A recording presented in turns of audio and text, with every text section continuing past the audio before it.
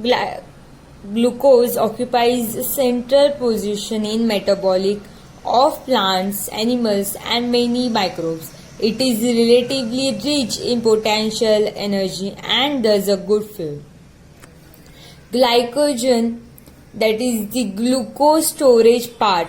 Glucose can be stored as the glycogen starch or sucrose. The glucose can be oxidized via pentose phosphatase to the ribose 5-phosphatase. Oxidation can be done to glucose via glycolysis leads to the pyruvate. That is, this two-step glucogen can be oxidized to the pentose 5P to the pyruvate. There are two methods. Glucose can be hydrogenased to 2-pyruvate and also dehydrogenased to 2-lactate using the NADH. Glucose via glycolysis leads to 2-pyruvate, that is the decarboxylase, and again the decarboxylase of pyruvate leads to 2-acetyl coenzyme A, which leads to the citric acid. This 2-pyruvate can be done in two different reactions, to the fermentation group, also to the anaerobic group. The fermentation group leads to the ethanol production, and the anaerobic group of 2-pyruvate leads to the lactic group.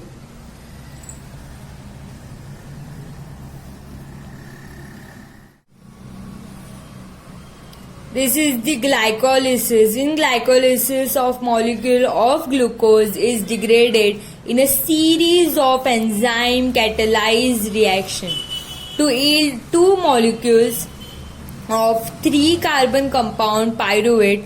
During the sequential reaction of glycolysis, some of the free energy releases from the glucose is converted or conserved in the form of ATP and NADH. Glycolysis have two phases, preparatory and payoff. Okay, the glucose, when the ATP is taken and gives the ADP, leads to the glucose 6-phosphatase. The phosphate group is attached to the 6th carbon of the glucose, which is the reversible reaction with fructose 6-phosphatase.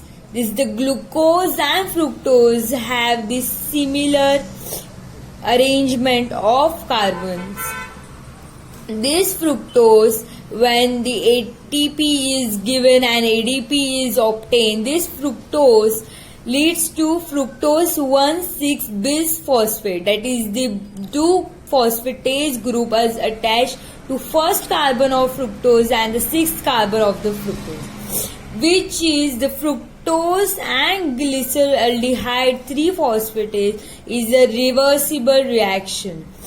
This glyceraldehyde 3-phosphatase and DAHP, this both is divided into two parts. The 6 carbons are divided into 3 carbon and 3 carbon formation.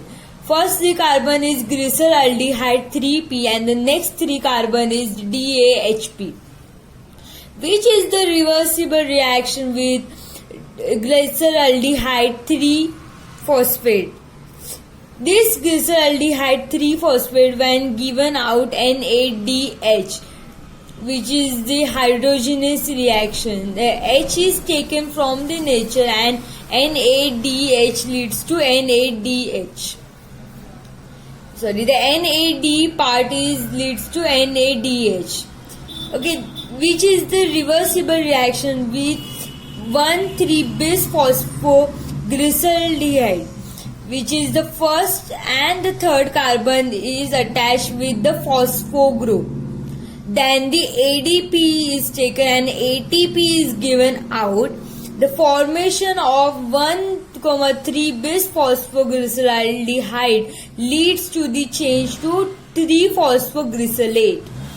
These 3-phosphoglycerate, when given out one phospho group via ATP, leads to the 2-phosphoglyceraldehyde, that the second carbon is attached with phospho group.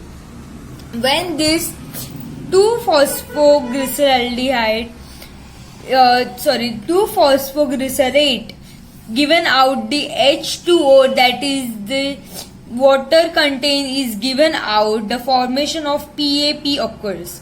When this PAP given out in the form of ATP, this PAP changes to pyruvate formation. These are some enzymes used in this glycolysis part: hexokinase, phosphohexose isomerase, phosphofructokinase, aldose, triose phosphate isomerase, glyceraldehyde 3-phosphorDehydrogenase, phosphoglycerate mutase, enolase, pyruvate kinase, phosphoglycerate kinase. This preparative phase use the ATP for the formation of their different enzymatic reactions. This is called as preparative phase. Preparative phase for what the ATP is taken for the work, for the reaction. That's why it is called as the preparative phase. In payoff phase, all the ATP is gained and NADH also gains, so it is called as payoff phase. This all ATP and NADH is stored as energy supply from the glucose, which is degraded in the sequential reaction. This is the gluconeogenesis. The central role of glucose is maintain metabolism arose earlier in evolution, and this sugar remains nearly universal fuel. Glucose is important source of energy required by all mammals. Glucose from this is stored in as glycogen in muscles and liver. However, the supply of glucose from these stores is not always sufficient between meals and during the longer fast. Glycogen is depleted from these times. Organisms need a method for synthesizing glucose from non-carbohydrate precursors. This is gluconeogenesis. Both the gluconeogenesis and glycolysis are not identical pathways running in opposite direction. 7 out of 10 enzymatic reaction of glucose glyconeogenesis are reversed to glycolytic reaction. Look at the reaction properly. You will get that the glucose and the gluconeogenesis, the glycogenic reaction is purely the opposite. Glucose degraded symmetrical glucose degraded in schematic reaction with the help of enzymes. It is truly properly the reverse to the gluconeogenesis. This is the continuation of the gluconeogenesis reaction, starting from the pyruvate. One of the main difference in gluconeogenesis is the GTP part is used to synthesize the glucose from pyruvate. This is the alternative paths from pyruvate to PEPA. The paths that predominates when lactate is the precursor, because the cytosolic NADH is generated in the lactate dehydrogenase reaction. You can see in the right hand side, and does not have to be shuttled off mitochondria. The relative importance of the two pathways depends on the availability of lactate and the cytosolic requirement of NADH by glycogenase. This is the two pathway to the formation of PEP. First, we can see in the left hand side, that is the pyruvate goes to mitochondria from the cytosol and takes the carbon dioxide inside the mitochondria and leads to the oxaloacetate. In oxaloacetate, takes the hydrogen group. The oxaloacetate gives out the hydrogen group, that is dehydrogenase, leads to the malate formation. This malate formation goes out of this mitochondrial boundary, and the dehydrogen leads to the hydrogenase. That is malate forms the hydrogenase taken from NAD, leads to the NADH2, forms the oxaloacetate. Again, this oxaloacetate gives out the CO2, that is decarboxylate, for the formation of PEP group. This is the first pathway.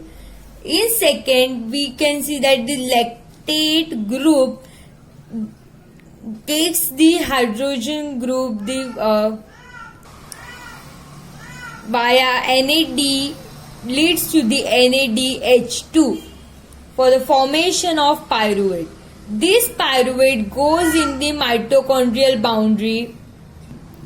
This pyruvate in the mitochondrial boundary takes the CO2, that is the carbohydrate group, leads to the formation of oxaloacetate.